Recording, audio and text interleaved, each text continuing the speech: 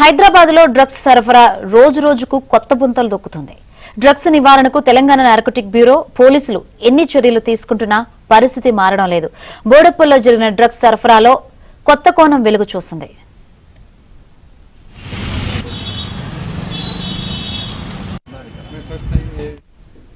బోడెప్పల్లో drugs సరఫరా చేస్తున్న Rapido driver ను పోలీసులు రెడీ హ్యాండెడ్ గా పట్టుకున్నారు. ఎన్వలప్ కవర్ లో డ్రగ్స్ ను ప్యాక్ చేసి సరఫరా చేస్తున్న దినేష్ కళ్యాణ్ ను ఎల్బీనగర్ ఎస్ఓటీ మేడిపల్లి పోలీసులు అదుపులోకి తీసుకున్నారు. నిందితుడి నుంచి 10 గ్రాముల హెరాయిన్ తో పాటు బైక్, మొబైల్ ను స్వాధీనం చేసుకున్నారు.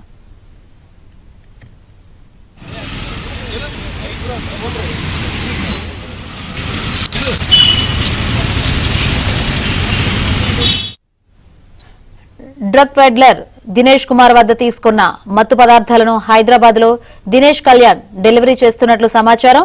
డ్రగ్ పెడ్లర్లను అదేవిధంగా డెలివరీ బాయ్ ను అరెస్ట్ చేసిన పోలీసులు డ్రగ్స్ పై కీలక సమాచారం సేకరిస్తున్నారు.